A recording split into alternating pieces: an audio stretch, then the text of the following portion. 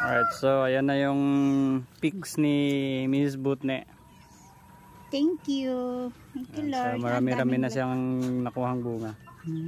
Sa dalawang puno pa lang naman yan. So itong isa yung maraming nabungahan.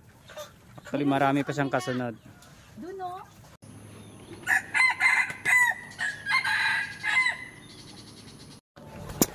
Alright, so what is up mga kamanok? This is Pong once again of Butnes Bugana Farm. Farmers. Okay, so yung farmers ngayon, excited na babaita here. Yes! Alright, so we have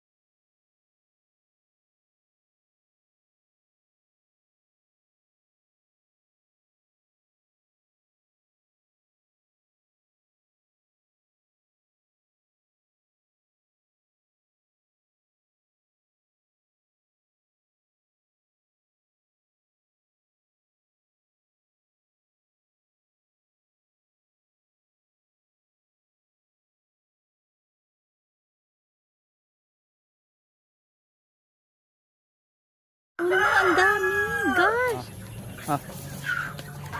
so mas marami na siyang bunga. Oh gosh, ang sarap. Pag mulberry jam yung gagawin mo, mas better na merong medyo red pa siya. Bakit? Kasi para may konting Asin? mas masarap yung jam kapag may ganun, diba? Acidity ba? Oh my God, ang dami. Oh no! So mas marami pa siyang so ayan, many talaga. Thank you, Lord. So marami pa siyang bunga. And then marami pang bagong sibol na bunga ulit. Yeah. Butne, may kahati So this- kayo. 1 year old pa lang itong aming mulberry. Ito yung dinala ko from Naman, Numancia. So ayan. binili mo noon, tapos Binili ko noon, tinanim ko sa Numancia, then nagmarkot ako ng pantanim dito.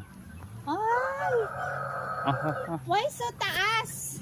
Because Kaya taas yung kabila. pwede mo man i-bend dyan.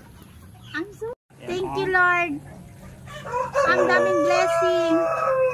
We're picking mulberries. blessing. So, it's like more than a week after after na nag-pruning ako, and then nagtanggal ng mga dahon. Oh my God, Ayan. hindi ko ito maubos ng ganito lang. Hindi siya sobrang dami, pero marami Madami. siyang binunga sa isang puno pa lang ito.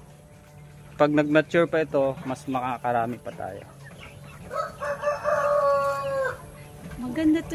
Ayun, no, meron pa dyan sa kabila. Kasi marami na siyang nahulog eh. Ay, oo nga, hindi ko inapakan para kanila Butne. Sabi ni Butne, Ayun sa baba. huwag ba ko ubusan, mami, ha? Ayun sa baba sa mababa. Ayan oh.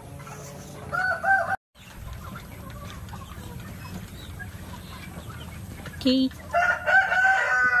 Here's more fruits. Thank you, Lord. Ang dami. Nahitik na sila sa bunga. Ang galing.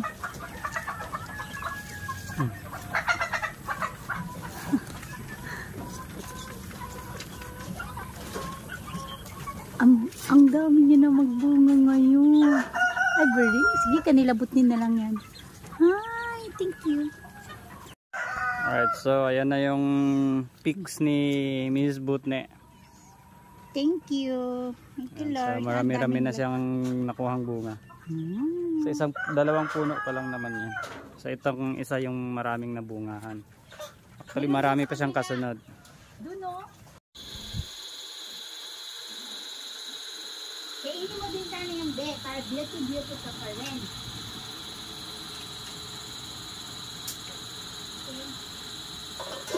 Beauty ang be namin.